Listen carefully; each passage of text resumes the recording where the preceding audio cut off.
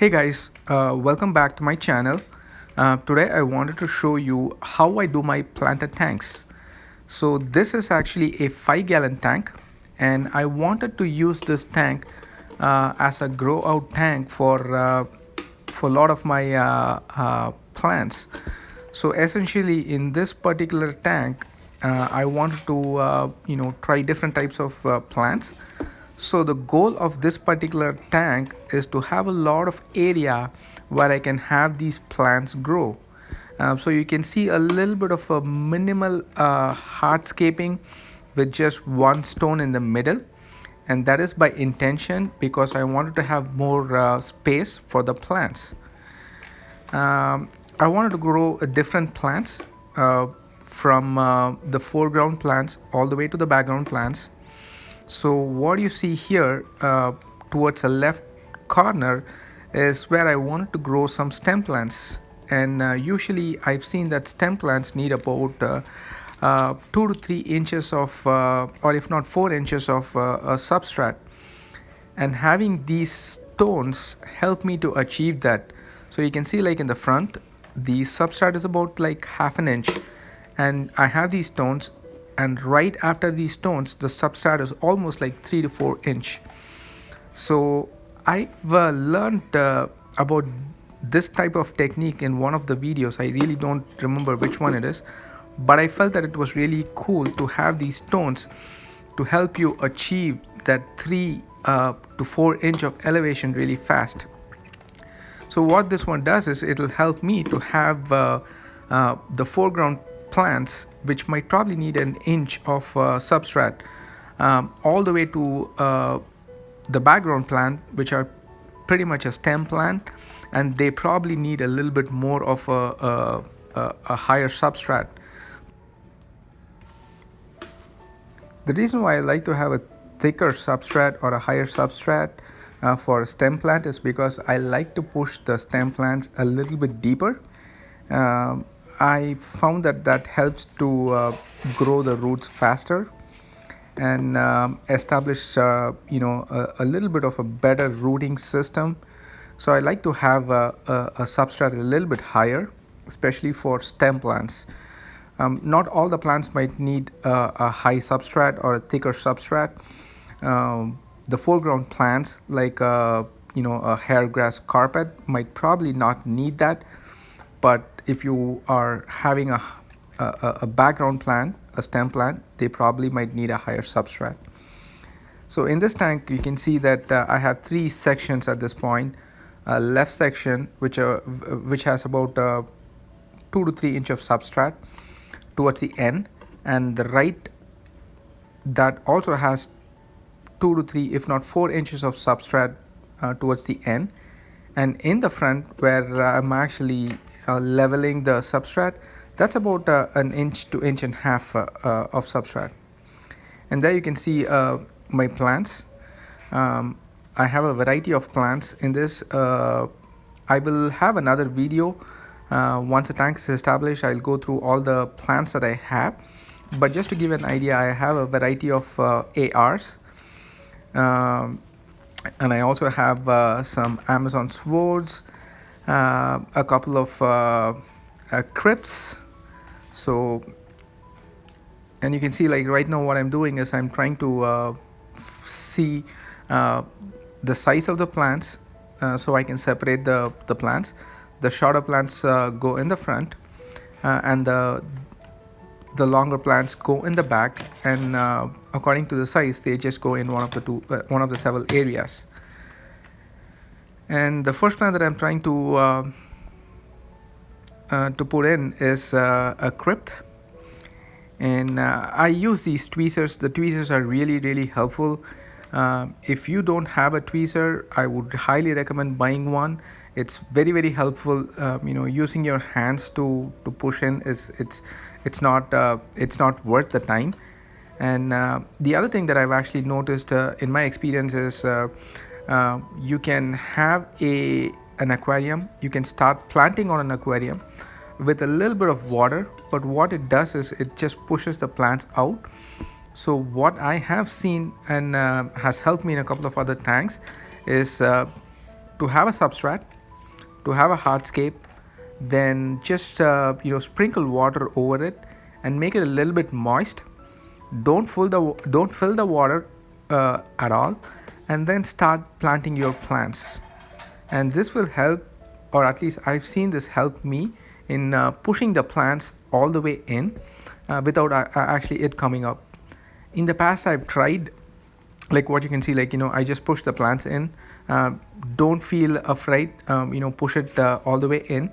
And in the past that I've seen that when I have water, it's very difficult to push them inside. It just comes up right away. But when the soil is a little bit moist, but without the water, it's much easier. So these are, I believe, a variety of ARs. I don't know exactly the variety of ARs with this one. Once I have this tank completed, once I establish it, and I'll take another video to follow up on all the different types of plants that I have. So that's what you see, like in the foreground, the plants are a little bit shorter. And this is another AR. This is a very small one, so I just put it in the foreground. So this is something that I've learned looking at other videos of aquascaping, that the smaller plants go in the front, and there are some plants which does not grow in height, so they are all a good plants to keep in the foreground. I buy all my plants in Amazon. One of the things that I found in Amazon is they have a very good variety of plants, and most of the times they have a very good deals where you buy two and they will ship the third one for free. So overall, Amazon has better varieties and a better price. When I actually buy the plants in Amazon, or even in any other shops, I do see what kind of plant it is, whether it's a foreground plant, a midground, or a background plant. I also see what is the lighting requirement for the plants. There are some plants that might just thrive in all different kinds of lights. The light that I have is nothing special, it's just a regular LED light. So plants like the crypts, ARs, and even swords, they actually do really good. Java ferns are something that really doesn't require too much of light. The other requirement that I usually see is what kind of CO2 it needs. If a plant requires a really high CO2, I try to stay away from it. I am actually going to install a small CO2 kit in this aquarium, and I will show a video on how to install a simple CO2 setup in an aquarium. But if given an opportunity, go for a CO2. The CO2 has a couple of different benefits. One, it increases the growth of the plants. The plants grow much faster under the presence of CO2. Two is it gives a good color. It improves the color, particularly the ARs. And if you have a contrasting aquarium with the red and green color, then the presence of CO2 will absolutely make it worthwhile. You can actually see now I'm actually planting the ARs, and they will look amazing in presence of CO2.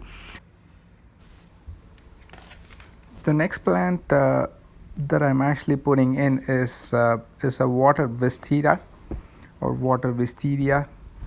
I made a small mistake, and in this one, the plant that I'm actually planting right now is a little bit taller than the one that's behind it. Ideally, I would have actually placed this one behind it. Now we can see that I'm putting the filter. It's a 5-gallon tank, so this is one of the cheaper filter that I got. So I just put the filter in so I can see how it fits in, and then I can place a plant accordingly. So again, the same mistake, this plant is a little bit taller than the one in the background. Generally, I would go for the taller plants in the back, and then I go all the way to the front, and in the front it will be the smallest plant. but it's a small mistake. And anyway, this is actually a grow out tank, so it's not a big deal. um, Now I'm actually planting a different variety of AR. The AR has a several varieties of a subspecies. They have a several subspecies, and I don't remember the name of this one. But when I'm actually doing a video on the different types of plants, I will actually do mention what kind of sub variety or subspecies these are. And what I found that when I was actually planting the AR was the soil was a little too loose. So I would rather have my soil a little bit tightly packed. It helps me to push the plant deeper inside. So what I'm doing is I'm adding more substrate to it, so that it's a little more compact and a little more packed in. And once I do it, I just press it and then continue with my plants.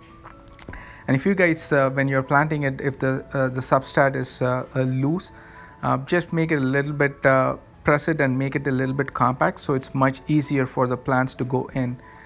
The one thing that I usually do in my aquarium, and that is something that I've done in this, but I didn't capture it in the video, is I do add some fertilizers.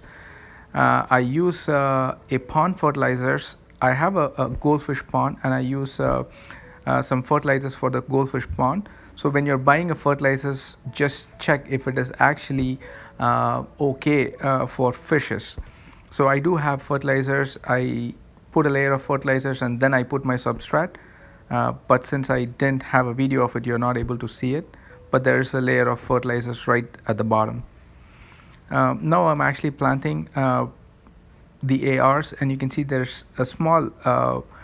I usually pack them in a small sections, probably like an inch apart or maybe half an inch apart. An inch is a little too much, but half an inch, so it will give them some space to grow when they actually grow. Again, the smaller plants will actually always go in the front. So when you actually see from the front, it'll look all the way to the end. You should be able to see every single plants that you have laid in. That's the goal that I try to, and every single time I fail in that goal, but I just learn from my mistakes and move on.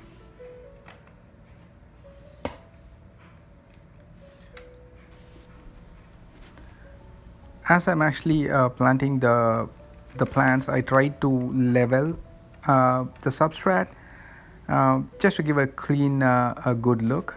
And once I put water in it, it might change.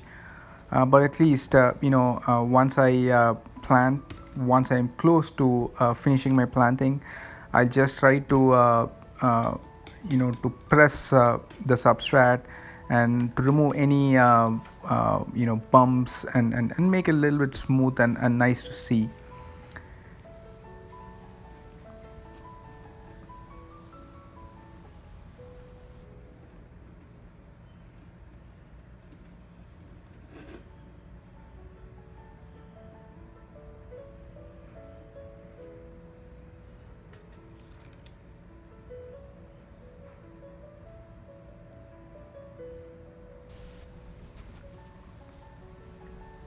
The plant that I'm actually trying to plant now is a jungle.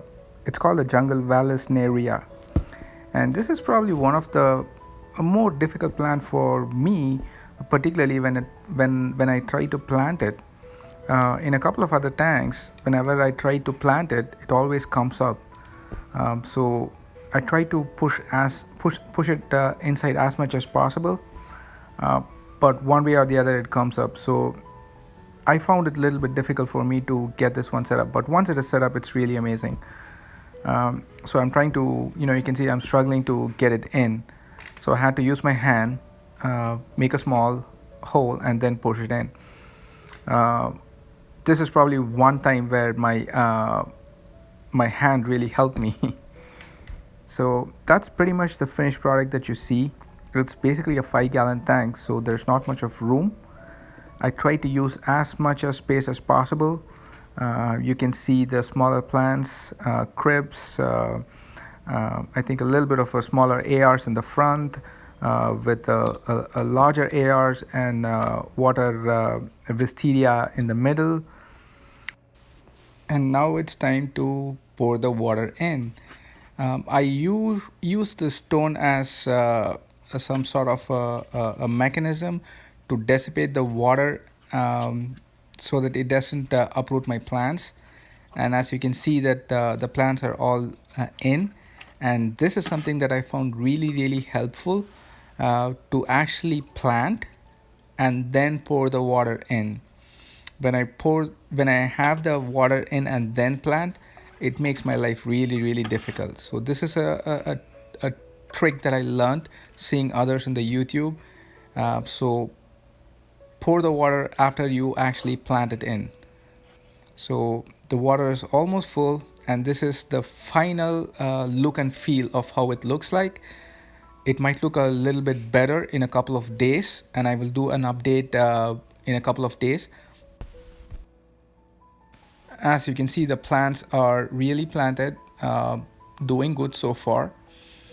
And a little crypt is in the front, the ARs, and I can see the Amazon sword towards the left. Uh, the jungle Valsinaria is there. I had to cut a little bit, and I turned on the filter, and that's it. Hope you guys enjoyed the video, and I will do an update on this. Thanks again for watching.